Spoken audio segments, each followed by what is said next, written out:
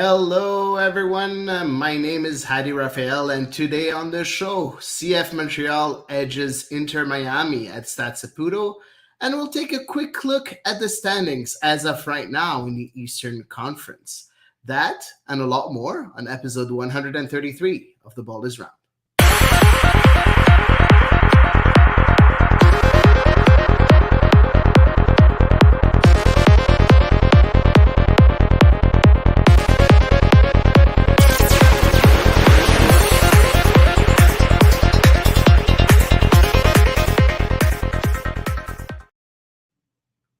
And we're back. And at last, I'm not an orphan anymore. I have Eve that's back with me. And thanks to, of course, Eric Chenois for being here Yes. last week to help me out with the debriefing of the last game. Eve, how was it? I think you went back home, last weekend. No, I had a quite an eventful weekend last weekend. Once again, I was a zookeeper for the weekend. Oh, okay. So I had a lot going on in that regard, and I think as we've seen when I've tried to pod while zookeeping, it hasn't always been a successful endeavor because the dog needs to be the center of attention. So that was my long weekend, which is to say not much of a restful weekend. But I'm so glad that Eric was able to come and join you because he's hilarious. He's so sarcastic and dry humor. I love it. Yeah, it was fun. It was fun. And I saw him during the game last night, and it was really nice because I think he was very, very happy to be here. And, I like talking to him about soccer because, he has a very opinionated, Yeah. way of saying things. And I love this. I love this My for pods. It's always amazing. Yeah. My favorite thing I read his pieces on Vieux-Parc, Yeah. and I always learn a really interesting French phrase. I think he has such a funny way of wording things in French. I always learn something, and I try to apply it in my day-to-day conversation. So oftentimes I'm like, there's no place for this except in Eric's Trois Constats. Exactly. So now we're back. At least the two of us. Elias will be joining us, I think, next week or the week after. I forgot about his dates. He's in Europe having fun, going to Monaco and then to So first fancy. Spain and now Monaco and stuff like that. Some people are rich, others are not. So, so yeah, no, but I hope he's having fun, and that's the most important part. And we can't wait for him to come back. Let's take a look at what happened during the last week for CF Montreal. So CF Montreal was playing at first. They were playing that semifinal against Forge FC during the week. And right after we had that game against Inter Miami yesterday. Wow, I'm lost in time. And 2 wins. So just a quick wrap up about Wednesday's game. How did you find the team? Did you like what the performance of the players? Just in a few words. Yep. So once again, obviously the first half was not much to write home about, but certainly I really liked the adjustments that Hernan Lozada made at halftime. And obviously they paid off pretty quickly.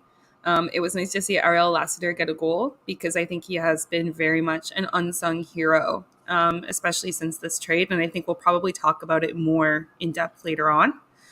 And as well, nice to see Sanusi keeping up his tradition with his Can Champ goals. It's a trademark for him. And I was also really pleased to see that it was a strong starting lineup because I know everyone has their opinion on Can Champ versus MLS and what you should prioritize. But for me, the Voyageurs Cup it's a trophy. It's CCL. It's a lot more of a straightforward route than MLS. And now Montreal is this close. Yeah, they are this close. Last week on our show, Eric and I were thinking that it was maybe better to rotate a bit for that semifinal, just because players are tired and have been playing. It's so congested right now. It's really congested, but you know what? Hernan Lozada didn't really rotate, but they still managed to win it. Pretty easily, 2-0. Yes, of course, no goals in the first half, but there wasn't a lot of scares either during that game against Forge FC. So very serious game from Hernan Lozada's players, and much deserved win, I think, before the final that will be played. Is it June next 7th? Week? The week after. So June 7th. So, June 7th, exactly. So in about Vancouver. 10 days. In Vancouver, exactly, because the Whitecaps won against Pacific FC. So yeah, it's going to be Vancouver, Montreal again, and hopefully we'll see a win from CF Montreal in Vancouver again. So hopefully it will not be a carbon copy of Montreal's last visit. Hopefully not.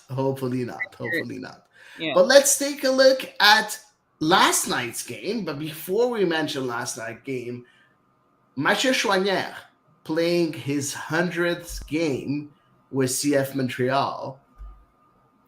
Who'd expected that? Nobody expected that. Everybody thought that Mathieu Choinière wasn't fit to be an MLS player. And now we all know how his beginning of the season was. It's so nice of him to have 100 games right now. What do you think about that, Yves? What did you think about Mathieu Choinière playing 100 games with the club? I am so pleased for him. I am so happy to see him reach this milestone. I definitely, thinking back to his early days, he has struggled with injury a lot, like his brother did. Hi, Salam. And, it as well, he struggled, I think, with the physicality of the league. And it didn't necessarily look like a straightforward path. Plus, let's face it, Montreal has not had a ton of success with academy players lasting in the first team. But he is, I think, a testament, and I think pretty much every player at the academy should take a page from his book and look to him as an example, because he has worked so hard. He has been, he's taken the minutes and he's taken advantage of them. He's done what the coaches asked him to do, played wherever he was asked to play along that midfield or any number of other places on the pitch. I think they put him in goal if need be. And I think he's just a perfect example of a player. For me, he's like future captain material if he sticks around. Yeah, I completely agree. Future captain material, 100%. I think he's tired, but he's been so important for this club this season, and he's grown so much. And that's what I love about him. He's grown so much. And I've said it in this spot a couple of weeks ago that, the fact that he played at different positions made him a more complete player. And now playing in midfield, you see how good he is. And all the things that he learned from other positions, he just tried to make it, to make his performances more complete on the pitch, and that's what I really love about him. Very high IQ for this CF Montreal player for sure, and captain material, 100%.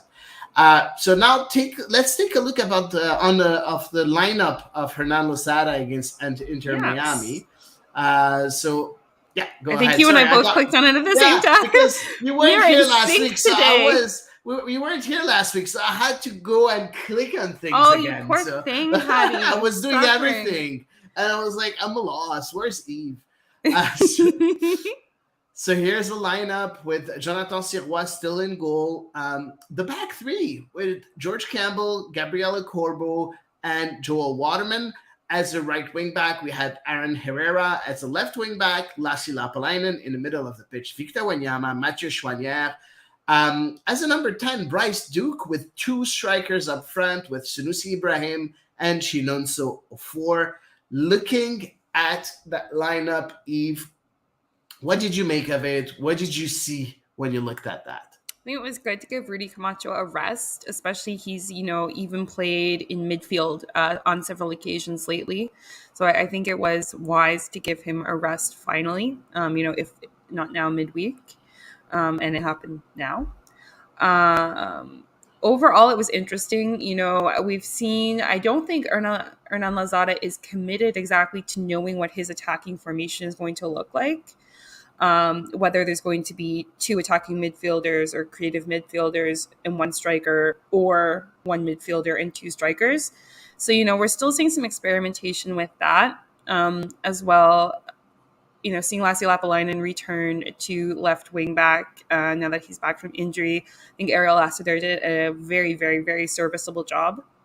And I think this was going to be a good test to see kind of which of those 2 can truly own that position, even though it's not really either of their actual positions, who can actually take the upper hand with it. Yeah, no, I completely agree. I think we're going to see, Hernan Lozada switching a lot between, having 2 creative midfielders and 1 striker, and 1 creative midfielders and 2 strikers. This is something that we're going to see, I think, throughout the season. And you know what? There's not a lot of difference in the way tactically you set up. No. Because you're still playing with a target man either way. Yeah. Chinonso 4. And it all depends on the players that are playing with him. Is he going to have someone next to him that really goes around him, or is he going to have two midfielders that feed him or feed off him either? So it's going to be very interesting tactically, but I don't think it changes a lot for the players. Now, of course, it depends on the kind of opponent that you have on the other side. So sometimes, 1 tactic is better than the other. This time around, he chose to have 2 strikers, and it proved to be the right decision. Eventually. Exactly. Let's talk about the beginning of the game. And CF Montreal had a sold-out crowd, during that game. A lot of people. The weather was really amazing. Gosh. It was such beautiful weather. It was amazing. Today, too. We're so lucky. Yeah, I know. I think it's supposed to be nice all week. Yeah, it's going to be fun. It's going to be fun. And it showed that, Montreal love coming to the games when it's sunny. And sold out stadium. Of course, there's the Fuego Festival next at Stade Olympique that, helped a lot for sure. But I think the players felt the energy of the crowd, and the crowd was really excited. I agree. I don't necessarily think the festival contributed a whole ton, but I think it more contributed to parking headaches than anything. And I don't drive. I just from hearing people. But I think definitely the crowd that was there last night was very energetic, was very into it. I felt like both ends of the stadium with the supporter sections at each end were really giving her. And, the fans in the seats nearby and elsewhere in the stadium were definitely buying in and participating as well. So it felt like, honestly, everybody at the stadium was there to have a good time and also there to do what they could to contribute to the win. Yeah, exactly, and it showed. It showed because everybody was cheering, and the players felt it. That I'm absolutely certain that they felt the support of their supporters. Now, on the pitch, Montreal started very well. Started to really take possession of the ball, make sure to have possession and have meaningful possession. So, attacking runs, forward runs, and creating danger. And the first one to really sound the alarm was Sunusi Ibrahim.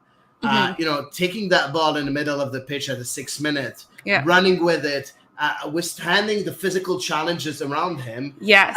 And trying a decent shot on goal that went really close to goal at the 6th minute.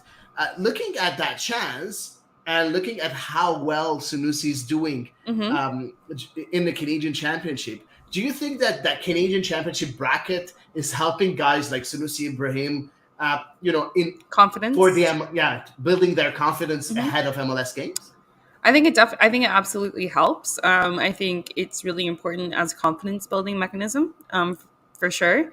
Obviously, when you score midweek, then surely going into Saturday, you feel a whole lot better than if you hadn't scored or, God forbid, not played at all in that match. As well, though, what I really liked about this chance, I just want to talk about it is, I think we've criticized Sanusi a lot for not being able to withstand the physical challenge. And he had kind of two defenders, really, one more so than the other, trying to, risking a yellow card. So they were trying to engage him physically, but, doing so a little bit cautiously. But I feel like last season we would have seen him go down under that. And, he was able to stand up to it. And that is something that I know. And I know he's so young. He's only 20. And it's something that has annoyed me a little bit with his game. So that honestly gave me hope.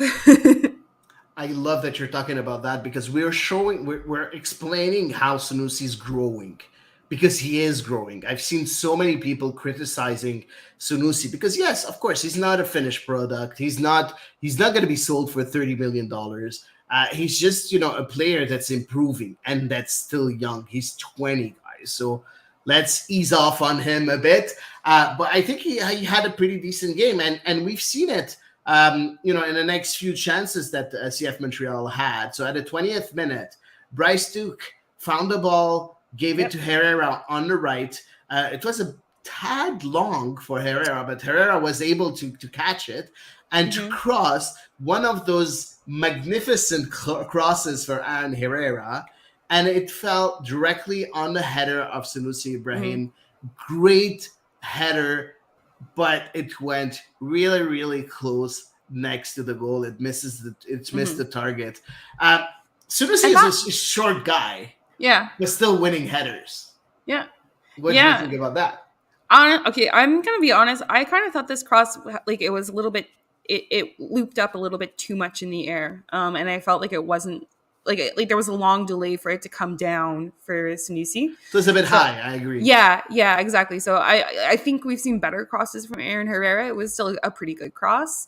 So I don't think that was fantastic, because there was a lot more, downward trajectory on the cross than probably Sanusi Ibrahim would have liked. But I think he did do a really good job to get his head onto it and to make a chance of it for sure. I think that the fact that the cross was a bit high made sure, and the trajectory, it was a pretty fast cross. Yeah, it was. It made sure to give a lot of power to the header of Sanusi. So if it was on target, I would have been very surprised if it wasn't at the back of the net, because I think that the power was there. It just needed a bit more direction. But I'm pretty sure that a guy like Sanusi is not really used to getting headers and to be at the end of headers, because, as we said, he's a bit short. But he has a very good timing, because he won a few aerial challenges during that game, and I think he was very interesting in the air too. Yeah, no, I know. I think, and it's kind of funny because I feel like we saw, obviously last season he was very much kind of put off to the side, and I felt like we had talked at one point about he had gotten a few minutes in the match, and we kind of said, "Oh my gosh, are we going to get to see him again?" Because there was not. It was like one of those lost cause matches early on, right? And it was kind of like, oh, was that like his only chance to impress this season? And so it's interesting to see that he's been given, more chances since, and I think he is taking advantage of the time he's being given. Yeah, he is taking advantage. Kind of like a Zach Broguiar, almost taking advantage of those. Yeah, exactly. Minutes. But Broguiar had a start and wasn't really good at one point during the season. So it all depends. It all depends if he's going to be able to show up every game. I like the way Sanusi handled himself during that game, or at least in the first 40 minutes. And he had a couple of more chances. I'm not going to go one by one, because he did have similar chances at the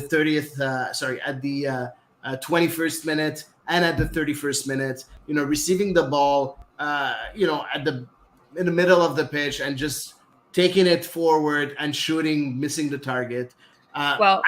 I think that's something that we haven't seen much from Sanusi since he joined the club. No. And that's something that he added also to his arsenal, no?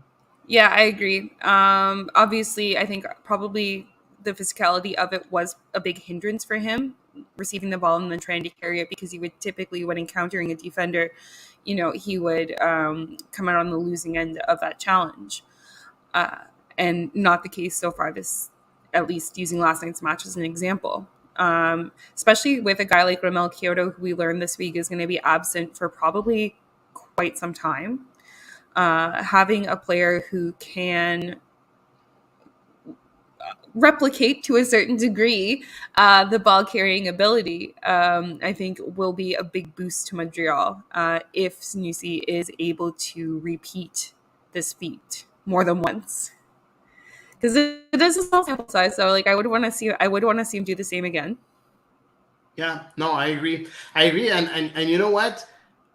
Again, we'll talk about it a bit later, but he was very good in the first 35, 36 minutes, and then unfortunately he wasn't kind of faded. He faded a bit. But you know what? That's something that he's going to have to learn, is to make sure that he's consistent throughout the game. And I think that's something that he needs a bit of time still in order to improve as a soccer player. On the other hand, the opponent, Inter Miami, that had a very good beginning of the season, is not that good anymore right now under Phil Neville. And, I understand the people saying, you have to give chances to the coaches and everything. It's maybe the second or third season for Phil Neville. We haven't seen much from that team yet. And we haven't seen a lot of improvement. Now, I'm not an expert in Inter Miami, but, standings wise, they haven't been that high. They didn't show that much. Right now. They're last right now, but we'll look at the standings later. Yeah. Because, okay. Sorry. Spoiler alert, everybody. It's okay. But you look at the way Inter Miami played that first half. They only had two shots on goal, three shots on goal. Yeah. One was completely missed. Yeah, exactly. Two were completely missed. And the third one was pretty weak. So let's talk about those chances for Inter Miami. The first one, it was a really shot on goal, very easy from Campagna at the 30th minute. Yeah, it was a straightforward save. Very simple save from Sirois that just had to put his hand like this. Yeah. It was very, very simple. The one that was very dangerous was at the 35th minute. Yeah. And it's a Taylor one-on-one. It's 1-2 with Campagna that gave it back to Taylor. That shot it next. That missed the goal by inches. But on that chance, that was first of all a bad call in my opinion from the referee, giving the throw-in to Miami where the throw-in should have been to Montreal. I had the sun in my eyes. I couldn't tell. It was clear that it should have been a CF Montreal ball. Let's say that goal was in, that shot went in. There's no VAR for that. There's no VAR for that. So thank God it didn't. Yes. But you look at that chance and you're like, okay, it comes in from the throw, and it was a perfect play for Inter Miami. Can you blame the defense? Can you blame someone? Can you point fingers at someone or at something in particular? No, I mean, honestly, I want to give credit to Inter Miami more than anything, because for me, the way Taylor snuck in between the central defenders, he was like a ninja of sorts, and all of a sudden, sure enough, the ball made it to his feet, and he was right there with Jonathan Sirois basically at his mercy. So I kind of want to give credit more so to Inter Miami than necessarily calling out Montreal. I think maybe Montreal, especially like you said, where the throw probably didn't go their way, like maybe mentally they weren't 100% ready for it when it came in. But overall, I think it was a really good execution on the part of Inter Miami. It felt like something they had probably done on the training ground. Thank God, not a perfect execution. Or else it could have been a goal. And the last chance, and that's the one I really want to talk about. Waterman gave the ball away to a Miami midfielder. He sends it to Campagna. But it was a great recovery tackle from Joel Waterman. It was like vintage Simon. Exactly, to avoid the one-on-one from Campagna with Sirois. Yes. On the follow-up, Corentin Jean, catches the ball and shoots a really weak shot on Jonathan Sirois. Let's talk about the defense, because at halftime I was looking at my Twitter feed, and a lot of people were saying that Waterman had a bad game, and I was like, I'm not seeing the same thing. Like later on, he would definitely, I think, make everyone say, "Okay, never mind." Yeah, we'll talk about that Well, later. yeah, But exactly. even at halftime, yes, he made that mistake, but he recovered well, and I think Yeah. he was pretty good at halftime. And No, honestly, even I didn't see much of an issue. yeah, me neither. And I think that the central defense without Camacho handled themselves very, very well. I like how Corbo, Campbell, and Waterman, manage the offensive line And of Miami. I liked seeing Waterman back on the right side as well of the defense. I mean, he filled in, and he filled in.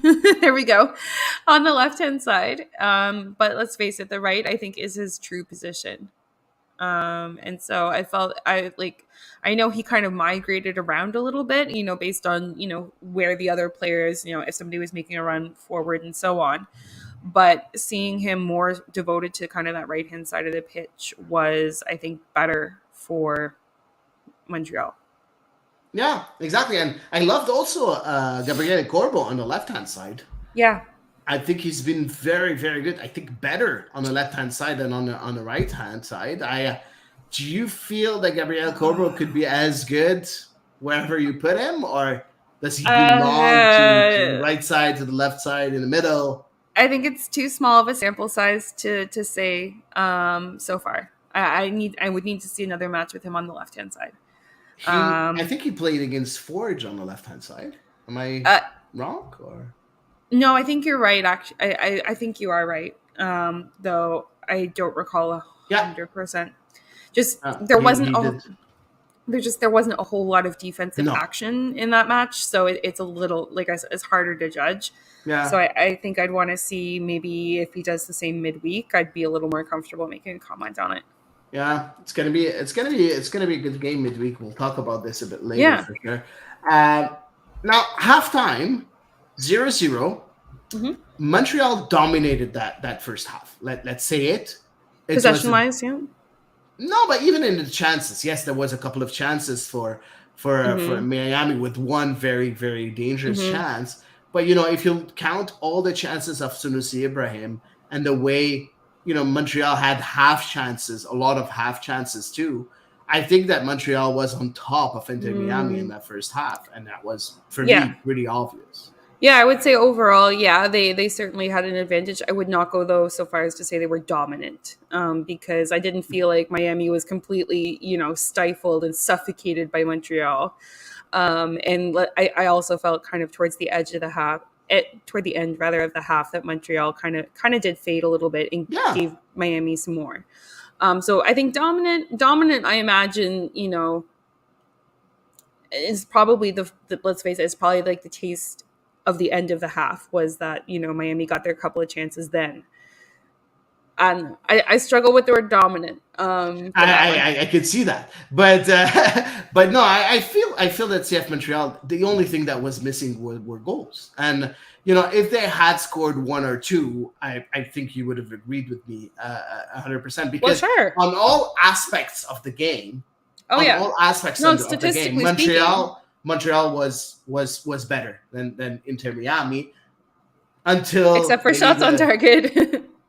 Yeah, but shots on target. If you count the shots on target of Inter Miami, 2 weak shots that were not chances. So shots on target can be very misleading. So you look at the half per se, and you look at the way Montreal handled themselves. Yep. I think they were the better team, and for me, it was quite obvious. No, overall, I'm fairly inclined to agree. I think overall they were better in the half from 0 to 45. If you look at the whole thing, like I said, I think it just went out on a meh. Yeah. The last note was a bit shaky, and that's why.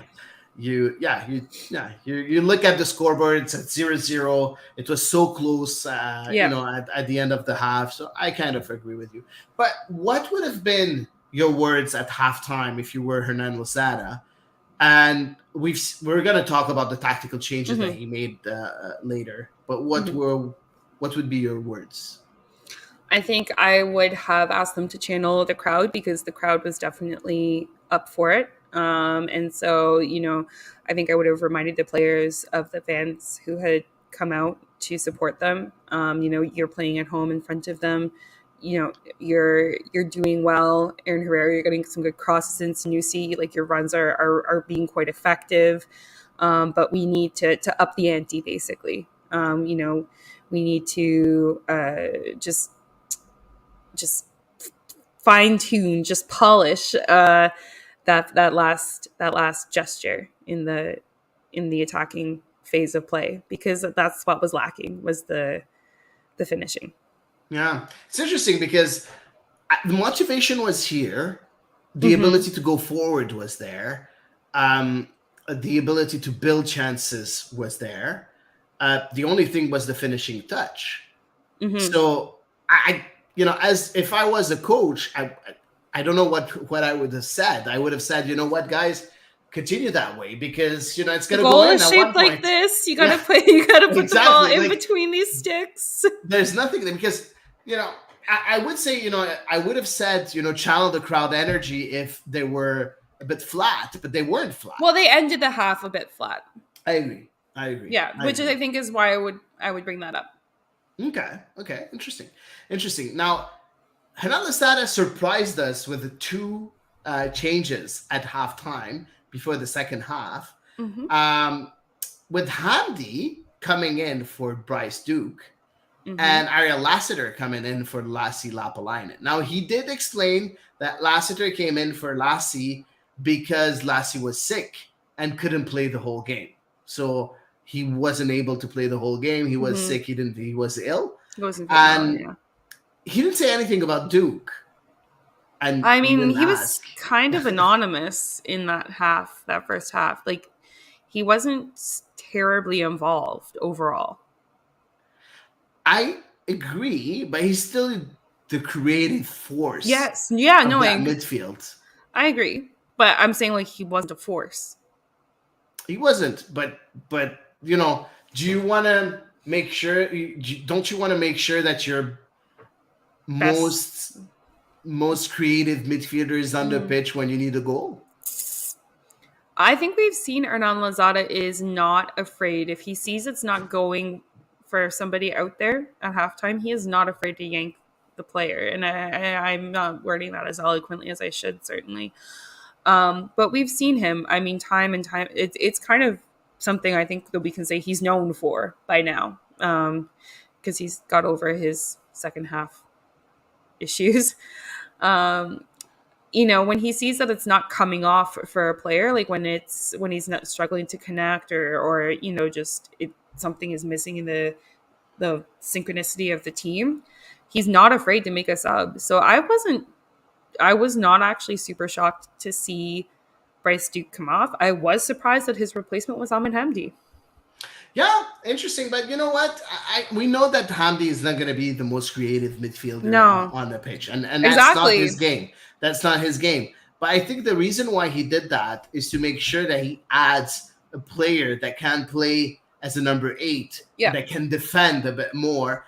And to add with Mathieu Chouanière and Victor Wanyama to make sure that because most of the attacks of Inter Miami were in the middle of the pitch, was in the midfield. Yeah. So by entering Ahmed Hamdi, he made sure to block that middle of the pitch for the opponent. Yeah. And either way, most of our chances came from Sunusi Ibrahim dropping a bit deeper than Ofor and creating chances, or maybe giving, creating space for Chinonso Ofor. So, the play wasn't going through Juke either way. Yeah. So might as well rest him, because in this game, he knew that Juke wasn't going to be a difference maker. Exactly. Now, what did you think about Ahmed Hamdi's performance during that half? For someone that didn't play yet this season, or played just a few minutes here and there. Yeah, I mean, it wasn't bad, certainly. Yeah. I don't think necessarily he's going to add any of his moments to his highlight reel. No. But, I mean, he came in, there were a few moments that I thought he was interesting, even in the attacking phase of play. I thought he did try to be involved. Obviously, he's not as creative, like you said, as a Bryce Duker or somebody else in that role. Um, I'll be honest, like I think it's kind of clear that he's a little bit rusty. Yeah, he is a bit rusty, and that's for me. I think it was very important for him to get those 45 minutes. Yeah, and not make any mistakes. Any like huge mistakes, yeah. And he didn't make any huge mistakes, or even very few mistakes. Yes, here and there, the extra touch that was a bit, but nothing bad in my opinion. He was very serious, making sure to fill his defensive duties, and that's very important. And making sure also to be that link in the midfield to make sure to create space on the wings for the wing back that was Herrera, because he was playing most of the time on the right hand side. So I think it was a decent performance for Ahmed Hamdi. Nothing too great, but I think he's going to be able to help in the future games. I like him better when he plays next to Wanyama than up front. Agree. I think Mathieu Chouanière couldn't play that offensive midfield role anymore because he was completely burned. Yeah. Well, I mean, he has played match in and match out, match in and match out. Speaking of players who could benefit from a bit of rotation, yeah. Oh yeah, you know how many games he played in a row as a starter? I did not count, but I think you might have. 16 games in a row as a starter. That's 16 games. Yeah, since what? Beginning of March, because the first game of the season he wasn't a starter, right? And then he became a starter, and starting the second game of the season. Yeah, and then you think that there's the game Saturday night, Wednesday night, Saturday night, Wednesday night, Saturday night, Wednesday night, or Tuesday. There was the one before that was on a Tuesday. Yeah. And so like it's so many matches in such a short span of time. Yeah, absolutely. I think he would benefit and. From being rotated, although I understand why Lozada relies on him for sure, but it's really important to keep your players healthy, and they'll be more effective when they're rested. Yeah, exactly. And he was subbed off at one point, but he was a bit later, not right away. He was subbed off. 71st minute. 71st. Yeah, you're completely right. For Rudy Camacho, they came in the midfield again. Yeah. And Sunusi Ibrahim that was subbed off also at the 71st for Sean Rea. So we went back to two creative midfielders, but let's not go there yet. Yes. At the 51st minute, that was, I think, the best chance of Inter Miami all game long, with Frey receiving the ball in the middle of the pitch, giving it to Campagna, that crosses it for Corentin Jean. What a save from Jonathan Sirois, point blank, as you said. This goalkeeper is winning his place as a number one, and not only that, is making a claim for a Canada national team place as a third goalkeeper in my eyes. What do you think? I think we're going to talk about some other saves that he's made later on. No, for me, he is somebody who is exuding a lot of confidence in and around the back line, which is so important when you're a goalkeeper. I think kind of the aura that you bring to that role is but it's certainly very tangentially, I would say, important, along with obviously your ability to save the ball. Distribution is still definitely a work in progress for Joe Sirois, but saves like that are what give you the reputation, and they're what's going to build confidence in the players ahead of you, the defenders who know that there is somebody reliable behind them. And obviously, I mean, the fans ate it up. They were pumped. Oh man, the name of Sirois on like everybody's lips at that stadium, shouting and chanting Sirois, Sirois, Sirois. Yeah, no, and when they were going around at the end of the match as well, they did that. Yeah, and let's talk about the other saves that he made. He made one save because I didn't put it in the analytics, but because it was a cross on a on a free kick that was Mm-hmm. a shot on goal. He was very vigilant to make sure that ball didn't cross Yep. didn't go into the net. But other than that, for me, that was the save at the Yep, first. I completely agree, especially given that it was still 0-0 at that point. But did Because you the narrative changes so much. exactly? But did you see any other saves that were worth mentioning except those two? Because No, the others were those weak two were no, shots. yeah, no, those two were the big one. Obviously, there was the shot that went off the crossbar, which, let's face it, he would have been frozen if that was an inch Yeah, lower. yeah. But no, those were the two big saves, and those were, let's face it, he may add those to his personal highlight reel. For sure. I think this one for sure at the 51st Yeah, minute. And he created the momentum yeah, right after that save because CF Montreal, I think it woke everybody up. yeah. And CF Montreal looked at the players, looked at the opponents in their eyes and said, this is not going to happen today. And it started with Denario Lassiter on the Yes. left-hand side as a left wing back where he doesn't like to play, at one-on-one with an Inter Miami defender, dribbling him, crossing the ball low to who else but Chinonso Ofor. And he didn't put it off the goalkeeper. And he just put it right in the back of the net.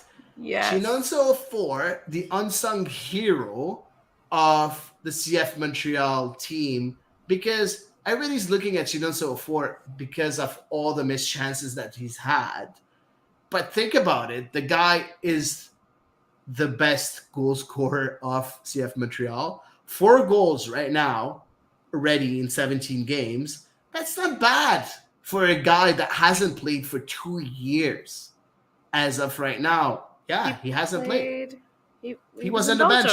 Yeah, he was on the bench most of the time. He was on the bench a fair bit. Yeah, I'll give you that. But I mean, he did come into matches and he scored a few goals over there. But he played, I think, all together maybe about 10 games off the bench for 10-15 minutes. That's it. Yeah. So no, but I mean, at the end of the day, let's face it, he should. Yeah. No, go ahead. What did you think about that goal? Well, I was relieved to see because we talked about it. I think last time I was on this pod, I was like, Chinonso Ofor and shooting on the goalkeeper. I don't know what else to say. I was like, I don't know if it's the bright colors or what. But anyway, lo and behold, because he's had so many close chances, and my gosh, we have an international listener. I was like spectator. Thanks, That's Chan. so cool. Thanks for being here.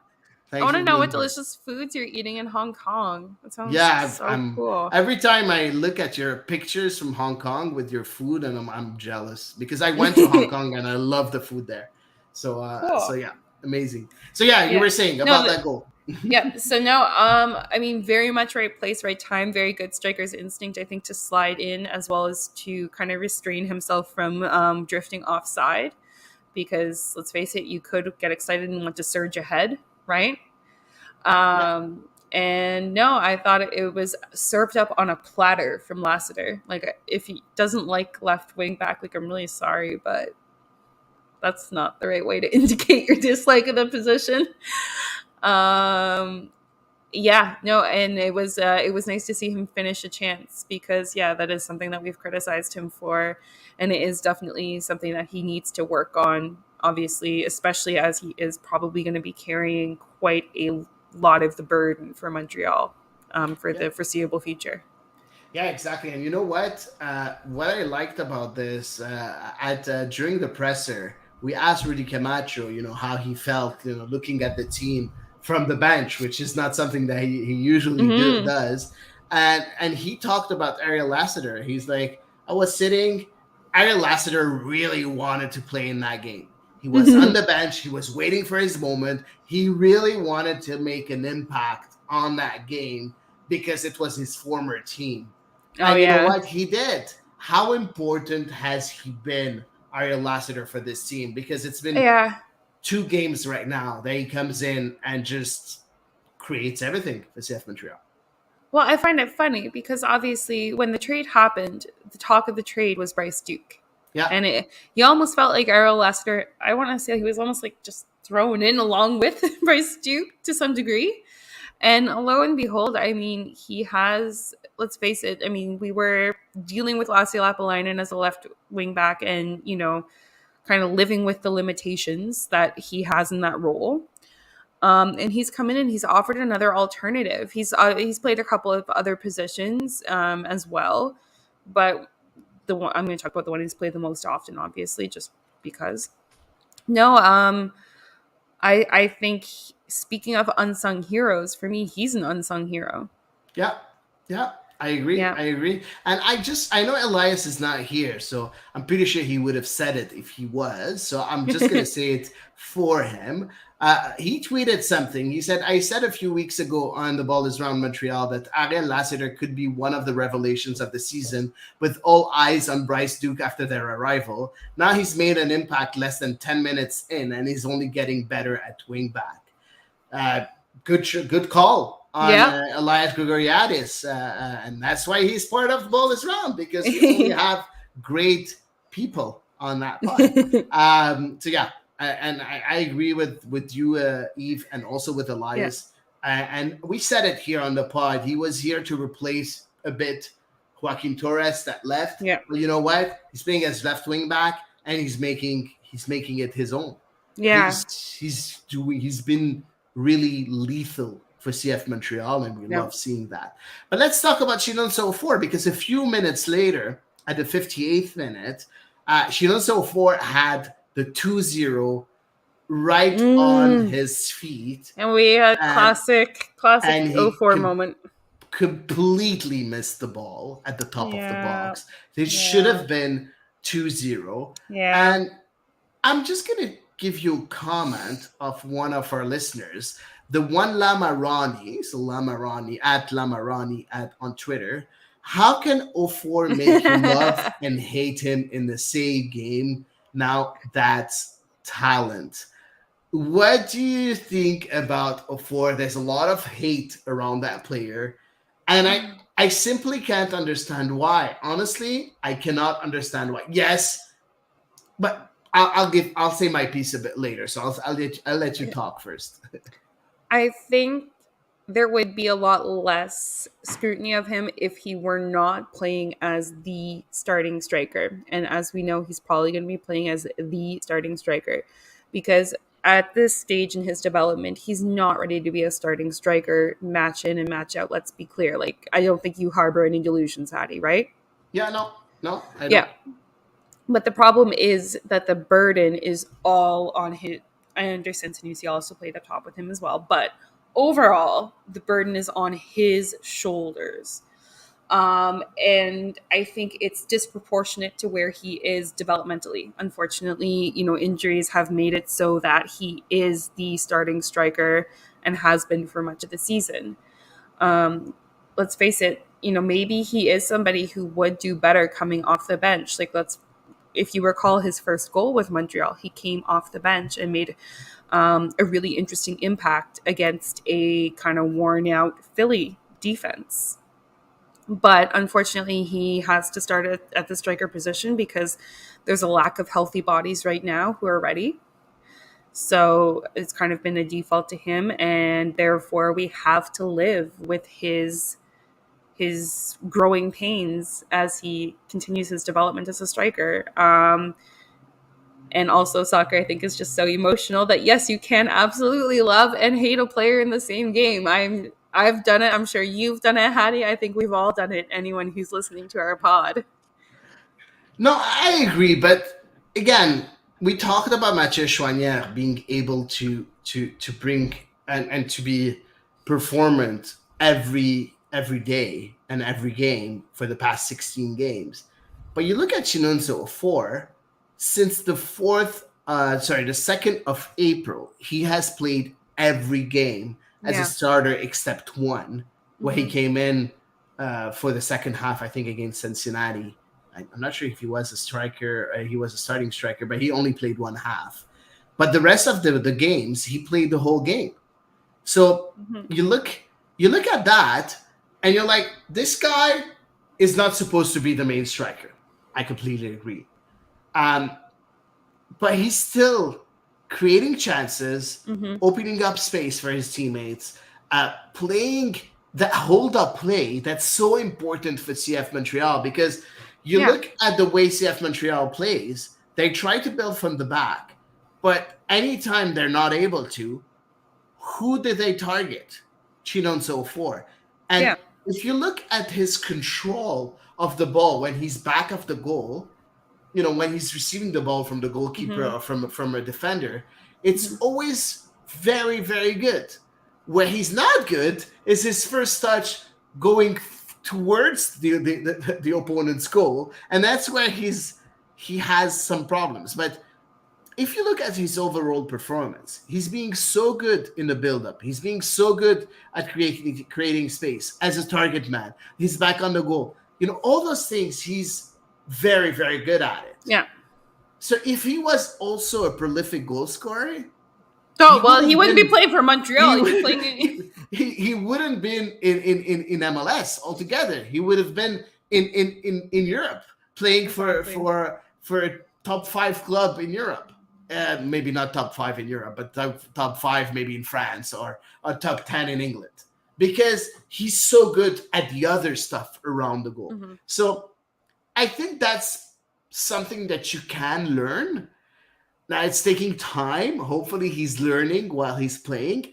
Do you have any any confidence that he will grow and he will become that lethal striker at one point? I think we've seen improvement with some of his non-finishing qualities, like the hold-up play, even like his first touch when he receives the ball. I think is improving. It's getting better. It's still not fantastic, but it's getting better. So yeah, it sucks right now, obviously, that the most experienced striker, Ramel Kyoto, isn't available because that's not somebody who he can, take examples from during training and stuff right now, right? So that's like disappointing, and he's going to have to rely more so on just the coaches than the players around him, who play at his position. But I think if there is an experienced striker available for him to kind of, you know, I don't want to like task the guy with mentoring him, but kind of, that he can observe and so on and so forth. Yeah, I think absolutely he still has a lot of room in front of him to develop. Yeah, and Losada has had very, very nice words for him at the presser, saying, "I don't understand who's criticizing Chinonso for. He works so hard with and without the ball, like we've been Mm-hmm. saying here on the ball is round. He's not easy to mark. The defender, it's very hard for defenders to mark him. He plays very well with his back towards the goal, Mm-hmm. and he's been improving so much." In his runs towards the goal, and that I agree. So we've seen improvement. The only thing Mm-hmm. that we need to see more is a bit more of efficiency in front of the goal. But Yep. if he adds that to his arsenal, he's going to be a very, very, very dangerous striker for CF Montreal or Agreed. any other team. Um, that was the miss at the 58th minute, and right after that, CF Montreal stopped playing in a certain Yeah, way. they took their foot off the gas. But even more than that, they just gave the possession away and just waited for Ante Miami. Is that the right attitude No. that you should have at Stade Saputo? No, I don't think so. And even in other matches that Montreal has won this season, I'm not even making the last season comparison, just this season. Yeah. If we think about the match versus Orlando, or the match versus Toronto, for example, in both of those cases, Montreal took a lead, and they generally they kept a lot of possession. Like, it felt like a very professional end to the match, and especially when you only have a 1 goal difference, like, you don't have that extra buffer of a 2 goal cushion. I think conceding as much possession as they did to the opponent, it's a risky move.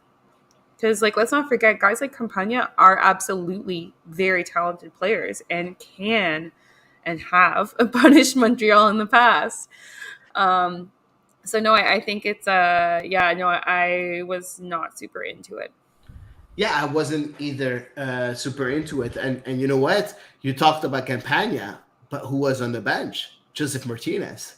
I And he know, came in the of second course. half. Yes.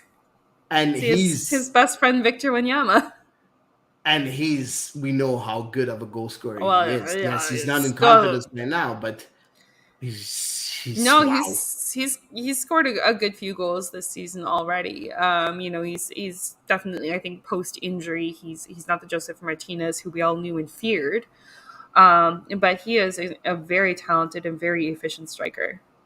Exactly. So, Montreal sat deep and waited to close out that game. Maybe tried to play on the counter. It was pretty tough to play on the counter because you didn't have that speed up Yeah. front because of Bryce Duke not being here anymore. Sunusi Ibrahim had been Because subbed off. Sunusi being subbed off, like we said earlier, at the 71st minute. Sean Rea came in, didn't have a nice showing at the 71st. The Holy Gale called me and asked me what was up with that. About the end of Yeah. Sean Rea. We'll talk Yeah. about that a bit later. But yeah, so there wasn't a lot of speed to play the counter. And I find really that decision of Fernando Sada very curious. But you know what? It worked. We still won the game. There was 2 chances, though, that could have been in at any time. So first of all, Kamal Miller, because yeah, he does play for Inter Miami, gave the ball for the DP Stefanelli, who was really, really good in that game, in my opinion. Got a shot on goal, deflected. The shot was a bit deflected and bounced off the crossbar of Jonathan Sirois. But and Joel Waterman. Yeah, I was getting there. What's very I'm sorry, I was just really excited by this. Go ahead, say it. So there was a Miami player, I forget who, if you know the name, you say it. There's a Miami player who was perfectly poised to receive the rebound from the crossbar. Like, basically, he could have, maybe controlled it with his chest and taken it, or, half volleyed it, or what have you. But Joel Waterman was able to hook his foot around the attacking Miami player and intercept the loose ball. And it was, obviously it was in the 18-yard box, so he had to be sure to get the ball and not the man. It was his night. Joel Waterman, he was right there at the right time, and he was very, very poised, I think, in his hasty, probably reflexive move. Yeah, exactly. He was so good, I think, in that game. I think he was clearly one of the man of the match in that game. I think Wanyama was the man of the match. No, it was Sirois. But for me, I'm not talking about the Videotron sorry. man of the match. Was for me is not. It's a popularity contest in my opinion, but for me it was Victor Wanyama that was the man of the game. He was so good in that midfield. I think the best game he's had this year, but that's another thing.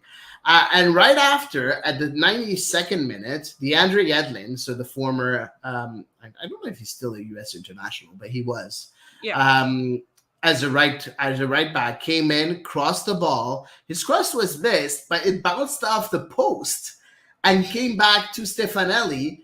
And who saves it again? I want to say Joel Waterman. Joel Waterman again, with his foot, really saving that shot and that clear equalizer. Yeah. How important has he been in that second half, the Canadian center back? Tremendous. It was an excellent half from him. Like I said, I feel like perhaps he was in his more natural position. But no, he was tremendous. And I mean, those last ditch moves that he did to save the clean sheet, you could see that he was putting his body very much on the line for this win. And I think it's a guy who, is very much invested in the success of his team. Yeah, I completely agree. And I think he bounced off very well after a very rocky start of the season, Joel Waterman. And I think he's showing why he was called up to the men's national team. And hopefully he will be called up again for the Nations League and for Gold Cup, or for either one of those. I think he deserves to be in the mix of that back line with the national team. So hopefully we'll see him there again. 1-0 win for CF Montreal. Can we say that the key of the game was once again Hernan Losada and his changes at halftime? Yeah. I think those, obviously Ariel Lassiter was instrumental in the goal. I think overall it was once again a really good call from the coach for his subs. I was very skeptical about that coach, but you know what? I'm getting really convinced about what he's able to bring. He's slowly growing on me. Yeah, he is growing on me too. Slowly. I like, of course, there's some calls that I don't really like from him, but most of the time, I think he's been spot on with his changes. I would like a bit more rotation, but you know, and looking at the team that he has, the squad that he has, he's been doing very well with what he has and getting games. Winning and getting to the final of the Canadian Championship, winning home games, getting the crowd behind him, being emotional when he has to be emotional. Love his pressers too, because it's always very interesting during the game, the semi after the semifinal against Forge FC. At one point, the media relations guy was saying, "Okay, we're done, no more questions." And Hernan Losada looked at him and he's like, "It's not every day that we qualify for a final. Go ahead, please ask me more questions." That's good. The media was very, very happy, so we were able to ask him 5-6 more questions. Exactly. So, awesome. Which was very, very good. And again, media relations guy was like, "I want to go home." No, but I don't think it's because of that. I think they had like a schedule to follow or whatever. He's a very, very nice guy, by the way. So it was very funny. It was very funny, and I think this guy is doing a very, very good job with what he has. Hopefully, we'll see a bit more reinforcements during the summer window. Seriously, because Olivier Renard said that, and even Hernan Losada said that we're starting the season with this squad, but we'll get reinforcements. We just want to make sure. We just want to analyze where we need reinforcements the most. And we know that Romel Kyoto is injured for a while. So we'll see if it's at the striker position. I know that we have a few comments here. Someone like Chan from Hong Kong saying it would be helpful if the team can get a guy similar to Kai Kamara profile. Is that a profile that you would get? Not necessarily the profile. I think definitely somebody experienced in that position for sure. 100%. I agree.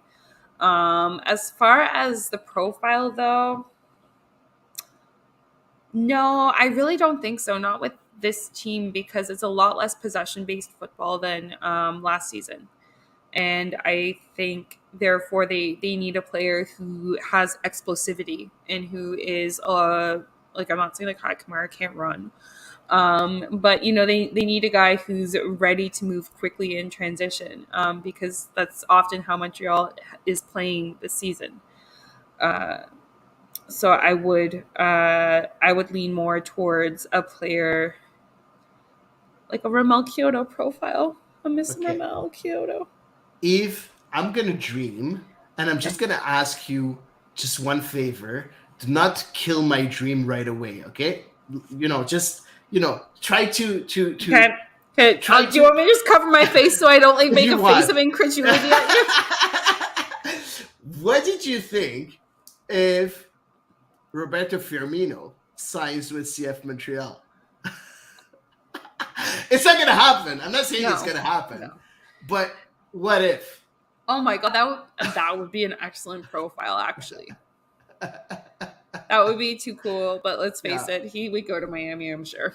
Yeah, but you know what? I think I would like, that same kind of profile. Someone that's very mobile and not someone that's a tall guy like Kai Kamara, because I think that Chinonso 4 is that guy. So I think we need that lively striker that can play with his teammates and play around Chinonso 4, because again, I like what Chinonso 4 is bringing. Of course, he's very young, but playing alongside someone like Firmino or someone as mobile as Firmino, would be a good thing for Shin and so forth. That's for sure.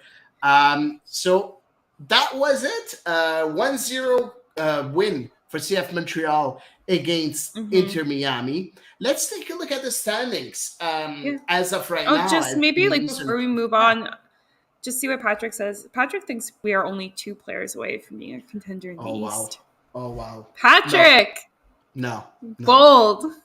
Even the East is a bloodbath this year. Yeah. I am a very optimistic guy usually, and I'm not that optimistic. But Patrick is not an optimistic guy, I don't think. Exactly, which is very weird. But if you think about it, in the East, for me, the top 3 is unreachable. Oh yeah.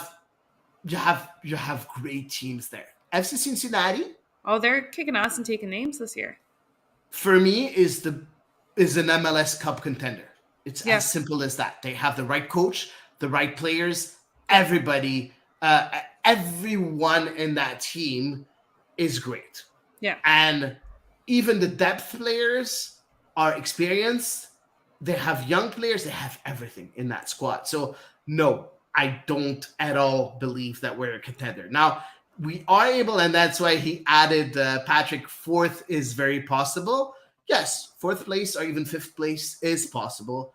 I agree. If we add a bit of reinforcements, I don't think that 2 is the magic word, but we'll see. Let's take a look at the standings. Now we're talking about positions, and Patrick White asking us about the positions. Here are the standings for the Eastern Conference as of right now, with Cincinnati being first. And that's right now. It's 7:48 right now in the East. We know that Columbus is playing against Nashville at 8:30.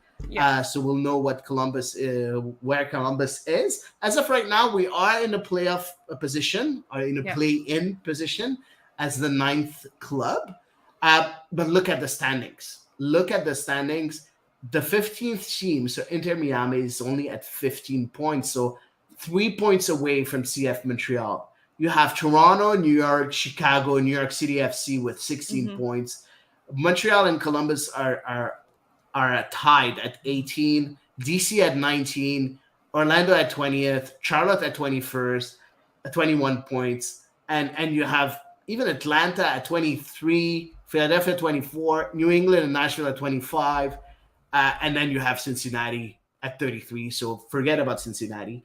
But do you think that the East, like looking at those standings, do you think that the East is impossible to predict this year? Yeah. Yeah. Just in one word, yeah.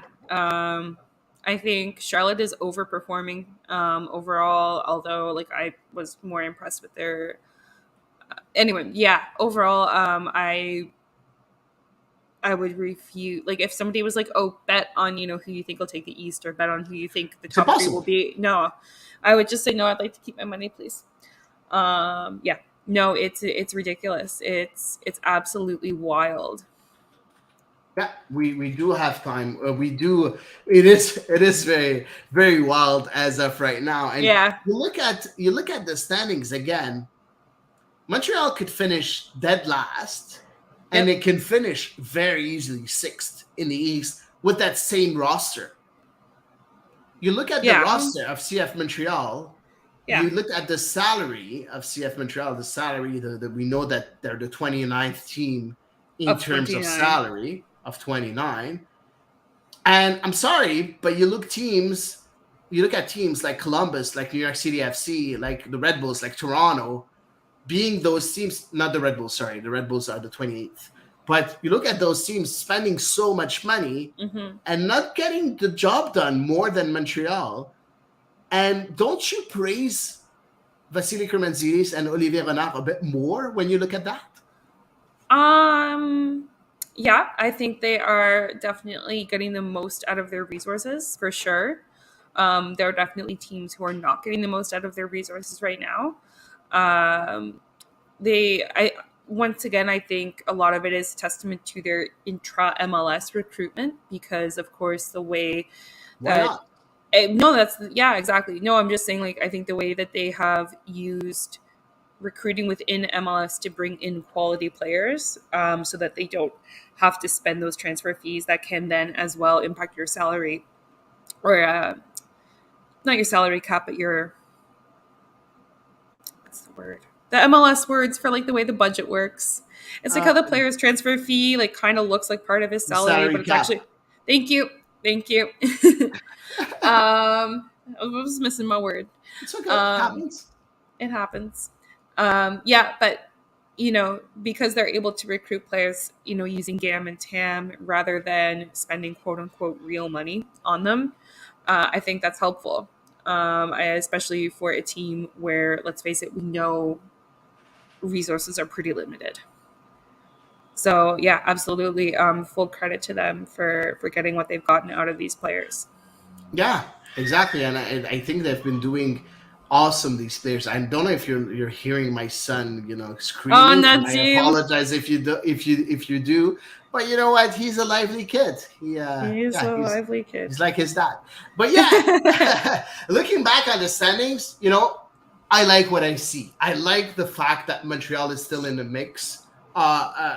Right now after 14 games, because we're Yep. only three games away from mid-season, so we're very, very close to the mid-season. And when you're there and when you're placed that well at that point of the season, I think you have to praise the manager, you have to praise the front office, because with the lowest And the the crazy amount of injuries.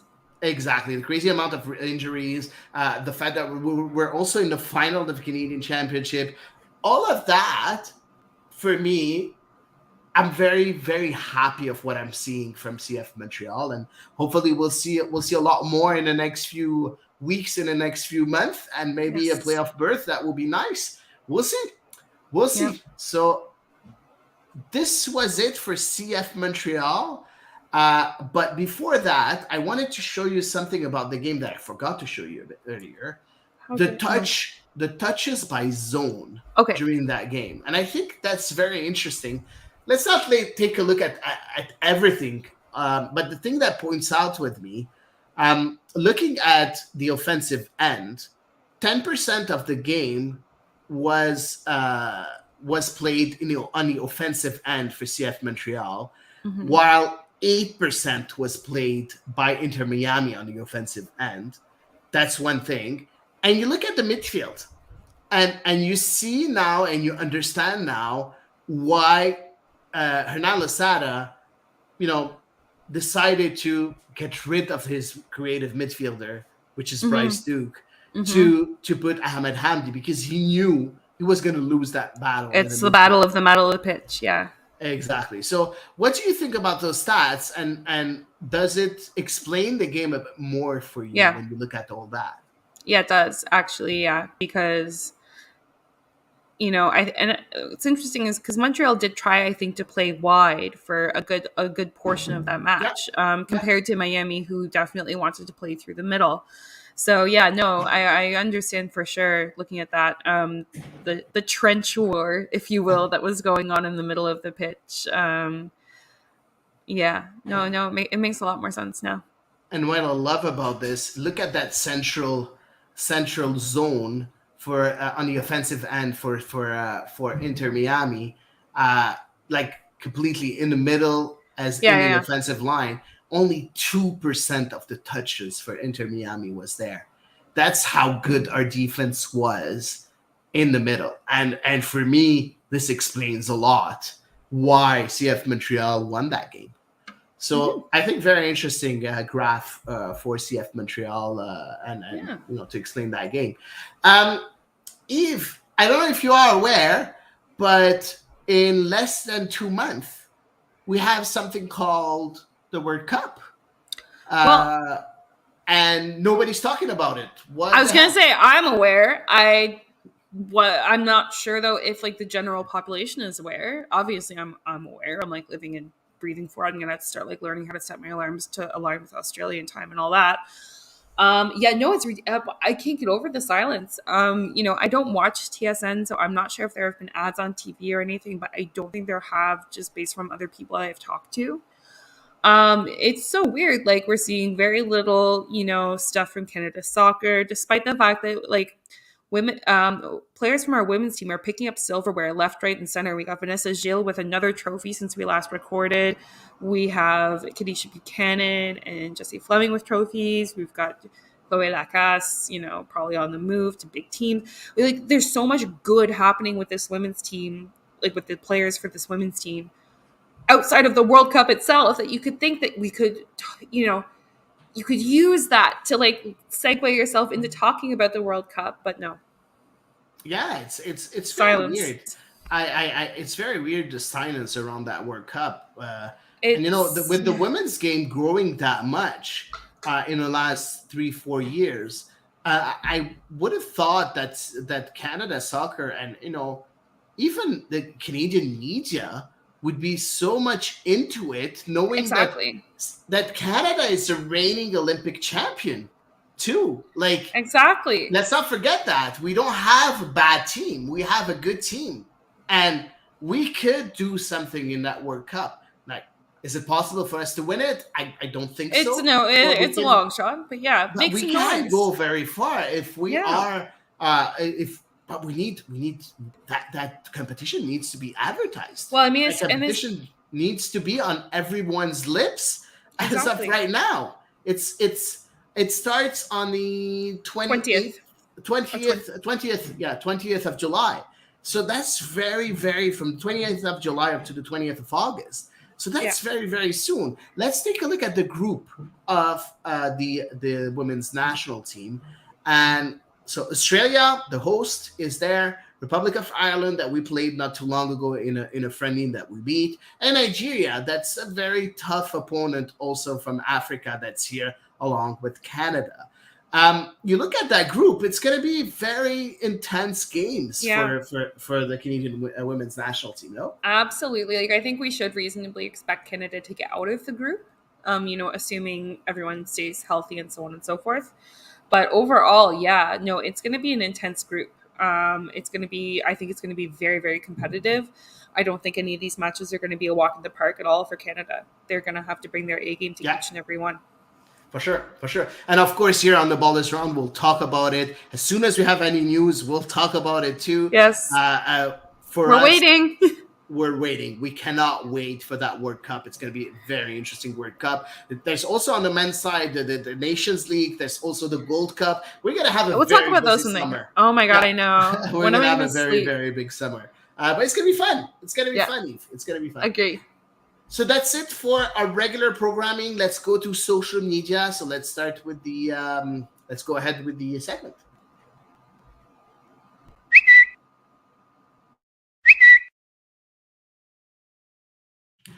Okay, so let's start with the first tweet right away. So it's from Marcon88. 1 year ago, funny. 1 year ago, they liberated us from the snowflake that wasn't one, and he puts a picture of the new logo. How nice does that logo look, and how happy are we that we closed that chapter from CF Montreal history? Well, obviously, there was a whole lot more to it than just the logo about that chapter that needed to be closed. And I think ever since, the new logo has been introduced, I think we've seen lots of other initiatives from the club, from, the leadership of the club as well, connecting with fans and really working to repair those broken bridges, or that thankfully were not burnt for, I think, they surely they were for some people, but for those where it wasn't completely over, I think that they've worked really hard to bring us back.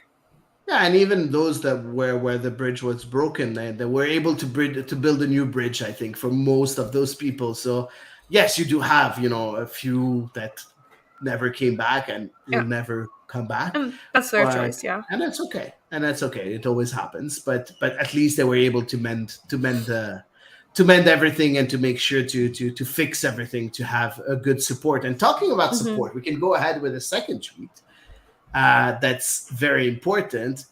Others have mentioned it. It's Gabdan that says, why have we seen so much people this year?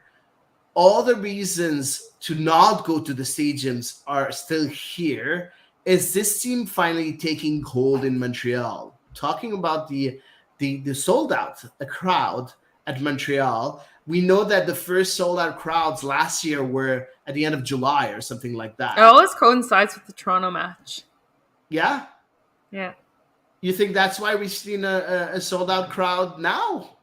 Well, I mean, I think it's almost a given that it's like if it's not sold out against Toronto, then something's wrong. Because whether it's because of the stars that Toronto brings to the pit, which, let's face it, are the reason some people come. Like, I was looking at some guy with the Italian jersey on, and I was like, you came on the wrong weekend. And or if it's because those matches are not so intense or whatever. Saturday, what? There was someone with an Italian shirt? Yeah. Really? Yeah. Okay, wow. Okay. Yeah, it's like in 126, I think. Yeah. Okay. I don't judge, whatever. Wear what you want. I mean, wear what you want. But anyway, I digress. Like, you know what I mean? Whether it's like, just general people showing up for that factor, or if it's because they are general soccer fans and they know the rivalry between Montreal and Toronto, whatever it is, makes people show up to that match, right? I think definitely the weather helped a lot. But I mean, he's not wrong. Like the reasons why you shouldn't come, like, lack of investment on the squad, lots of injuries, Hernan Lozada's tactics, little question marks. There are still a few question marks there for sure. But I mean, it's a fun night. Yeah, it was a fun night. Or if you're me, if it's like a fun full day. Great weather. I think what helped is mostly, again, last year results, in my opinion. Yep. And a lot of people come to the stadium, once or twice a year. So they choose the day where the weather is great and they go. Yep. And because of last year, those people that came once or twice a year were very happy about the product that they've seen on the stadium, yep. on the pitch. So they decided, they looked at the weather forecast and they're like, oh, you know what? If we want to go to the stadium, today is the day. And they went to the stadium. Yeah. That's my opinion. But it's interesting because I want to make sure, I think that's how you build a fan base. Yeah. When those average Joes come to the stadium and love their experience and come back the next year, you increase their chances of seeing them become a season ticket holder afterwards. Mm-hmm. So I think we're building something. I don't think we're there yet, of course. And I think that the product on the pitch is very important. The Play the Youth movement is playing its role also. And I think, seeing people that are not unreachable, like the stars, mm-hmm. is kind of, in a way, helping that attendance, in my opinion, again. Mm-hmm. So I don't know. Well, let's wait and see if we're gonna see other sold outs and a third sold out game in the next few weeks. Mm-hmm. Okay, next one. Yeah. So it's from Esputera Da the Flandon on Twitter. Anyone else notice how good Wanyama was last night? Holy smokes, the man was on it last night. Best game of the year for him by far. Said it a bit earlier. Yeah. So your opinion. Yeah, absolutely. I thought his ability to not just recover the ball, but then to carry it away from, whatever Miami threat was looming. I thought it really stood out last night. I thought overall, Victor Wanyama didn't stand out a ton, but that usually means he's had a really good game and that things are going well, if he's not sticking out like a sore thumb. There were definitely some instances, individual, moves that I noticed that I really appreciated from him. I thought he played a really clean game, like not a lot of fouls, anything like that. It really felt like we were seeing classic Wanyama, and it was good. Yeah, I loved his game. Again, for me, man of the match. As simple as that. Fourth tweet. is a tweet from Justin Shepard. We really need to invest in a striker this summer with Kyoto and Toy unable to stay healthy. Can't fault Ofor or Ibrahim for effort, but this isn't a partnership that gets us into the playoffs. I'll say my piece. I love the partnership of Ofor and Sunusi. I really love it. I think that they're really complementary. Now, I agree with the second part of the tweet. It's not a partnership that will see us go to the playoffs. Agree. That I agree. Yep. But I think that playing together, these two can complement each other and can develop each other. Yep. Faster than if they play alone, or faster than if they are on the bench. They need to play together, and I think it's a winning formula to get them up front together. I like what they do together. Yeah, no, I agree that they definitely have very complementary profiles. And so there's definitely a lot of good that could come from it. And, maybe the fact that because I believe both players are Nigerian, are they not? Yeah. They're both so, Nigerian. Yeah. So, maybe as well, they're able to, to kind of bond in that sense as well. Yeah. Like if they are able to share cultural things, at training or outside the pitch, it's important, of course, to have very good relationships, right? With your teammates and so on. So to have those commonalities as well, it certainly can't hurt, right? Yeah. But completely agree with Justin that no, relying on these two players who are so early in the development phase of their careers is not something that is going to carry this team to the playoffs. Yeah, no, I agree with that piece also. And last but not least, it's not going to be a tweet, but it's a video in a tweet. And we were talking about the Women's World Cup coming very soon, and we talked about the injuries going into that World Cup last stretch, like into that last stretch before the World Cup. And Quinn made an appearance back on the NWSL pitch. So let's look at that video of Quinn. Fully deserved. Well, Rapinoe and Latsko combined on 2 goals. Quinn! Yes! Okay, so yeah, we've seen that goal from Quinn. They were awesome. You look at that shot, and we know how much Canada, and you know how much Canada has failed to score recently, and under Kenneth Heiner-Moller, of course. How important? We don't talk about that, Hady. How important will Quinn be for the national team coming into the World Cup? So first, that was Quinn's. I looked on Wikipedia. According to Wikipedia, that was Quinn's first club goal ever. Somehow, and that was their first goal in NWSL, certainly, but actually, period, their first club goal ever. I thought they were phenomenal. I think that they are super important. For me, in order to have a winning midfield, you need Quinn there. Yeah, I agree, and it's going to be. I think we have very good midfielders in that squad. Quinn being one of them. But you also have Grosso, you have Fleming, you have St. Clair that now plays as a midfielder. You have and you have, don't forget, of course, our friend in the midfield, Desiree Scott. So you have so many good midfielders, Sophie Schmidt, and so on and so on. But you can't rule Quinn out. No. For me, instrumental. For me, Quinn is the starter. Yeah. But I've seen lately it was more a combination of Fleming, Grosso, and St. Clair in the middle in a 4-3-3. So I wonder if they'll be taking the place of Grosso with Fleming, Quinn, and St. Clair in the middle. It's going to be very interesting. Bev Priestland has a lot of decisions to take before that World Cup. Yes. But what a goal! Let's take a look. Let's take a look back at that goal, please, before we go. Yeah, you're going to have to stop it, though, because I don't know how to stop the video. It doesn't stop for me. Fully deserved. Well, Rapinoe and Latsko combined on 2 goals. Quinn! Yes! first goal of the year.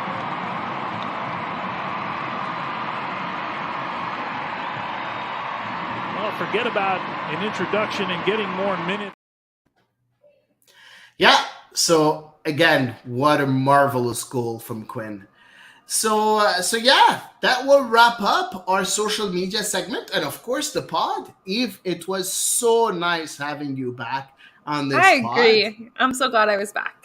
Exactly. So hopefully we'll see Elias back next week too.